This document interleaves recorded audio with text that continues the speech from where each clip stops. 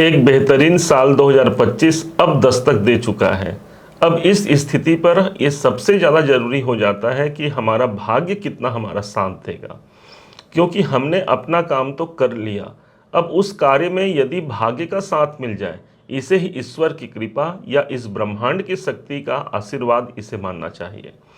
आज इसी बात को उजागर करता हुआ यह वीडियो सिंह राशि के जीवन को लेकर के आधारित होगा, जहां पर किस्मत के सपोर्ट को हम जान पाएंगे।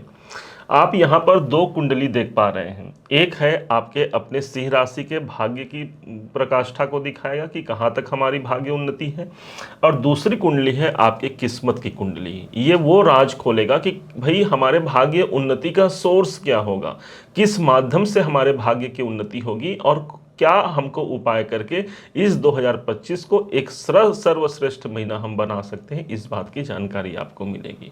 समझिएगा, जानिएगा, बहुत ही इंपॉर्टेंट टॉपिक है, अर्थात भाग्य के साथ को आज हम समझने जा रहे हैं।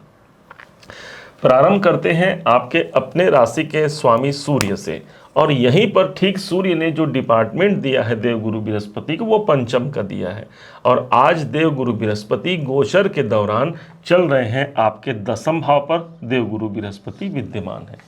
अब जो भाग्य के स्वामी बनते हैं सदैव के लिए, वो स्थान है आपका नवम भाव, और जिसके स्वामी होते हैं मंगल। अब इन्हीं दोनों ग्रहों पर सब कुछ केंद्रित कीजिएगा। सब कुछ इन्हीं ग्रहों के पास डिपेंड है कि ये हमें क्या कुछ प्रदान कर रहे हैं।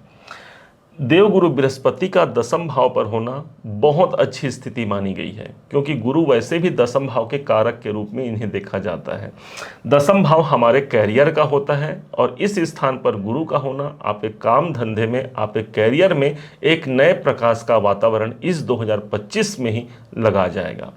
देवगुरु बृहस्पति जब जिस स्थान पर होते हैं उस स्थान को बड़ा बनाते हैं। अब उस हिसाब से जब ये कैरियर के घर पर है, अर्थात कर्म क्षेत्र आपका बड़ा होगा। आप जो काम करेंगे वहाँ पर प्रगति का वातावरण देखना, वहाँ पर बढ़ोतरी का देखना, ये दोनों ही चीज़ सबसे ज़्यादा यहाँ पर प्रभावी होगा। अब इसी गुरु के पास जो दृष्टियां हैं, इसके माध्यम से ये 2025 में ही धन भाव को सर्वाधिक महत्वपूर्ण स्थिति से अपनी पांचवी दृष्टि से देखेंगे। कुटुंब से जुड़ा हुआ कोई प्रॉब्लम फेस कर रहे हैं तो उस प्रॉब्लम से आप मुक्ति पाते हुए अपने परिवार के लिए आप बेहतर कर पाते हैं। कुटुंब के लिए एक अच्छा समय हो गया। धन स्थान है ये स्थान जहां पर गुरु की दृष्टि आ रही है। इस हिसाब से आर्थिक परिप्रेक्ष्य से एक महत्वपूर्ण समय रहेगा, जहां पर गुरु को गंगा जल के समान पवित्र दृष्टि मानी गई है, और यही गुरु की दृष्टि धन भाव पर है। कोई आर्थिक लक्ष्य की बढ़ोतरी, आर्थिक लक्ष्य को प्राप्त करना, ये देवगुरु बृहस्पति आप तक पहुंचा पाएंगे। वाणी का स्थान है, इस हिसाब से आपकी वाणी बहुत अनुकूल रहेगी। आप यदि स्पीच से जुड़ा हुआ कोई काम करते हैं, आपके कार्य यहाँ पर सधेंगे, संवरेंगे, जहाँ पर धन, वाणी और कुटुंब तीनों ही महत्वपूर्ण स्थिति पर रहेंगे इस 2025 में। अब यहाँ पर गुरु के पास एक दृष्टि और है, और वो पड़ रही है सीधे छठे भाव पर। अब छठा भाव आपके नौकरी का होता है, इसलिए नौकरी इत्यादि में कोई अच्छे संभावनाओं की तलाश कर रहे हैं तो 2025 में खासकर 15 मई तक का जो समय रहेगा वो ज़्यादा महत्वपूर्ण रहेगा, क्योंकि छठे भाव पर गुरु की दृष्टि आ रही है। कोई लोन चल रहा है, कोई कर्जे चल रहे हैं, कोई स्वास्थ्य से हम परेशान हैं, तो गुरु की दृष्टि का होना उस लोन से मुझे कमी दिलाएगा, मुक्ति कराएगा, और कोई स्वास्थ्य में यदि परेशानी है उस स्वास्थ्य में भी यहाँ पर प्रखरता आएगी। देवगुरु बृहस्पति की नवम दृष्टि भाग्यवर्धक दृष्टि मानी जाएगी।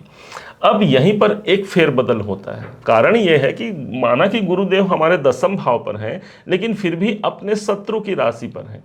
15 मई को ये कमी भी पूरी हो जाएगी, और देवगुरु बृहस्पति प्रवेश कर जाएंगे ठीक हमारे 11वें घर पर, और 11वां घर होता है हमारे लाभ का, अर्थात लाभ के दृष्टिकोण से एक सर्वाधिक महत्वपूर्ण समय। भाई हमने काम कर लिया, अब मुझे प्राप्त करने की आवश्यकता है, मुझे लाभ पाने की आवश्यकता है। तो गुरु जब 15 मई से लेकर के पूरे एक साल तक रहेंगे आपके ठीक एकादश भाव पर, कोई इच्छाएं आपकी दबी हुई हैं, कोई इच्छाएं ऐसी हैं जिसे आप पूरा करना चाहते हैं, गुरु आपके समर्थन में खड़े रहेंगे। आपके लाभ के लिए एक बहुत महत्वपूर्ण समय ये निकाल करके आपको दे जाएगा।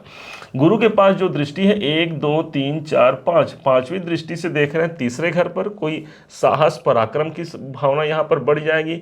तीसरा घर हमारे हाथों का होता है, और गुरु को हम भाग्य मानते हैं, अर्थात भाग्य कहाँ आ गया, हमारे हाथों में आ गया। अर्थात जो कार्य आप कर रहे हैं उस कार्य में मुझे मेरे ईश्वर की कृपा भी मिलेगी। अब यहाँ से ही हम प्रारंभ करते हैं किस्मत कुंडली को, क्योंकि नवम भाव हमारे भाग्य का होता है। अब इसी एक नंबर यहाँ पर लिखा हुआ है, इसी को हम बना लेंगे यहाँ पर लग्न, और इसके स्वामी होते हैं मंगल। 4, 5, 6, 7, 8, 9, 10, 11, 12। अब बड़े ध्यान से समझिएगा इस किस्मत कुंडली को। यहाँ पर आज देवगुरु बृहस्पति चल रहे हैं ठीक धन के भाव पर, अर्थात यहाँ पर पुनः फिर से ये बात प्रकट होती है कि हाँ, मेरे भाग्य के स्वामी या मेरे भाग्य के कुंडली पर देवगुरु बृहस्पति आज द्वितीय भाव पर है, अर्थात धन, परिवार और वाणी, इन तीनों को यहाँ पर प्रखरता प्राप्त होगी।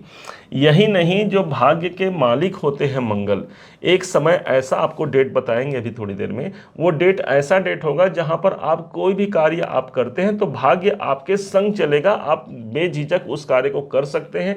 आपका समर्थन, आपका सपोर्ट, आपकी उन्नति देवगुरु बृहस्पति और मंगल के द्वारा आपको प्राप्त होगी। अब गुरुदेव दूसरे घर पर हैं, तो भाग्य उन्नति का सोर्स क्या बता रहे हैं? आपकी फैमिली, आपका कुटुंब। तो इस समय पर भाग्य उन्नति की प्रखरता के लिए अपने कुटुंब से, अपने परिवार से अपना संबंध मधुर रखिएगा। इस समय पर द्वितीय भाव आपकी वाणी होती है, इसलिए अपने अंदर अपने वाणी से कोई भी ऐसे नेगेटिव बात आपको नहीं बोलना है, हमेशा पॉजिटिव बात आप बोलिए। देवगुरु बृहस्पति द्वितीय भाव पर है, जो आप बोलते हैं वो बात अधिकतर सत्य हो सकती है। तो इस बात का ध्यान रखिएगा कि कोई भी नेगेटिव बात को छोड़ करके हमको पॉजिटिव बातों को ही अपने जीवन में आत्मसात करना है। देवगुरु बृहस्पति हमारे वाणी के स्थान पर है। अब यहीं पर 15 मई के बाद यही गुरु आ जाएंगे हमारे तीसरे घर पर।